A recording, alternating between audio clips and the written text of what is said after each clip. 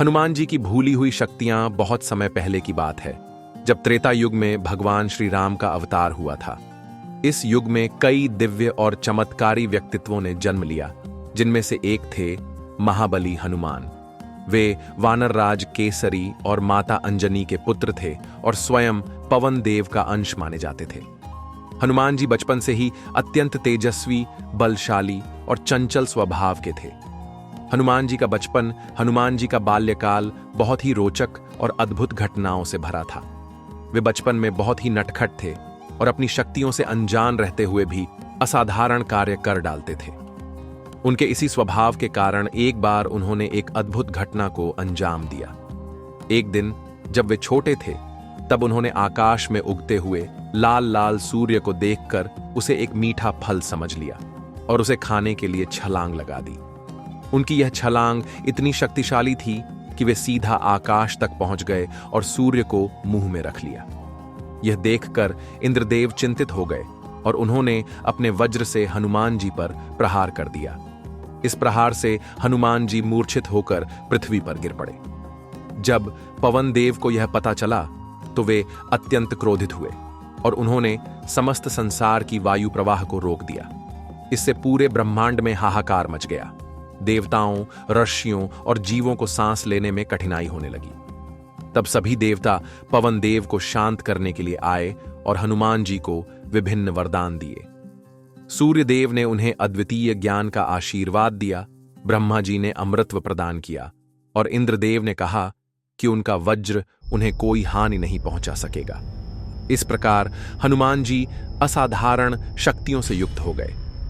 आर्षियों का श्राप, अपनी अलौकिक शक्तियों के कारण हनुमान जी बचपन में बहुत चंचल और शरारती थे।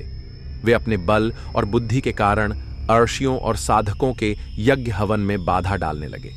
वे कभी उनके आश्रमों में जाकर चीजें इधर उधर कर देते, तो कभी उनके ध्यान में विघ्न डालते। यह देखकर एक दिन कुछ राशियों ने हनुमान जी को एक विशेष श्राप दे दिया।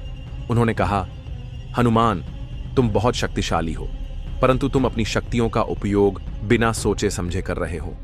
इसलिए जब तक कोई तुम्हें तुम्हारी शक्तियों की याद नहीं दिलाएगा, तब तक तुम अपनी इन दिव्य शक्तियों को भूल जाओगे। यह श्राप हनुमान जी के लिए एक वरदान भी था, क्योंकि इससे वे अपने अहंकार से बच गए और अपने शक्तिशाली होने का दुरुपयोग नहीं कर सके।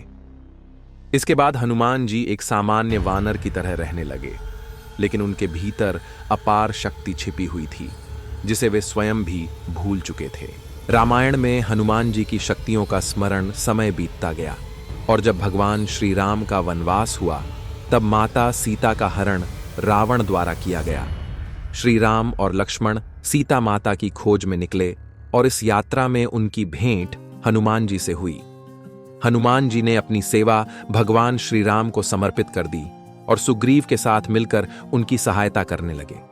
जब सीता माता की खोज की जा रही थी, तब यह ज्ञात हुआ कि वे लंका में रावण की कैद में हैं। लेकिन लंका तक जाने के लिए समुद्र को पार करना आवश्यक था और यह कार्य अत्यंत कठिन था।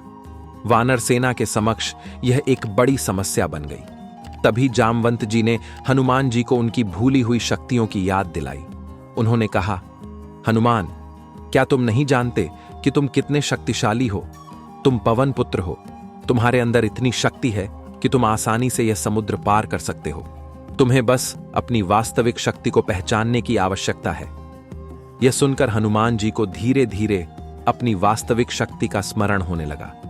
उन्हें एहसास हुआ कि वे कोई साधारण वानर नहीं, बल्कि अपार शक्तियों से युक्त हैं। जामवंत जी के शब्दों से प्रेरित होकर हनुमान जी ने अपने भीतर छिपी शक्ति को जागृत किया।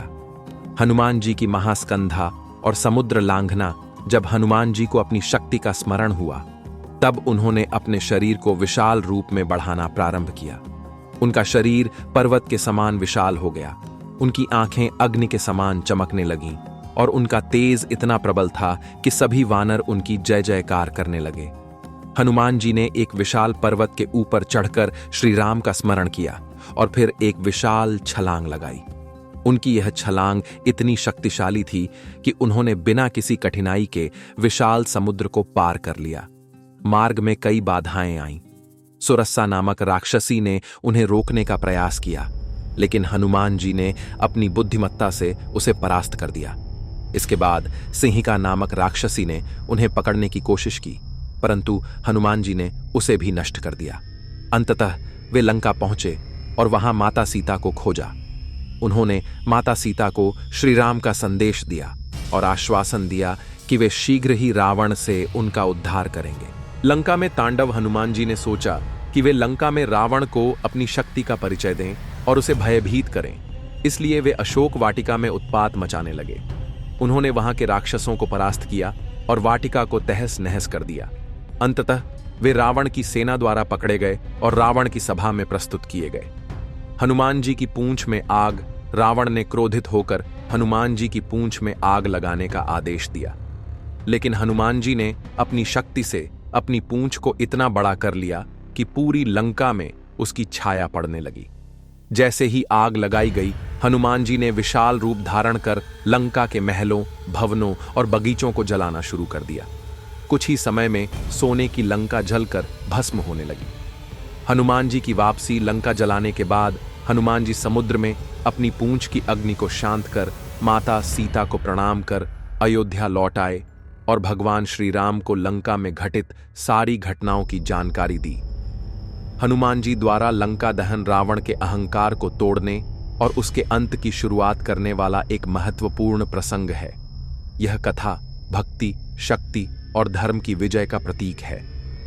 शिक्षा और संदेश। हनुमान जी की इस कथा से हमें यह शिक्षा मिलती है कि हमारे भीतर अपार शक्तियां छिपी होती हैं, परंतु कई बार हमें उनका एहसास नहीं होता। जब तक कोई हमें हमारी क्षमताओं की याद नहीं दिलाता, तब तक हम स्वयं को कमजोर मानते रहते हैं। हनुमान जी की तरह हम सभी में कोई न कोई विशेष गुण छिपा होता है, जिसे पहचानने और उपयोग करने की आवश्यकता होती है।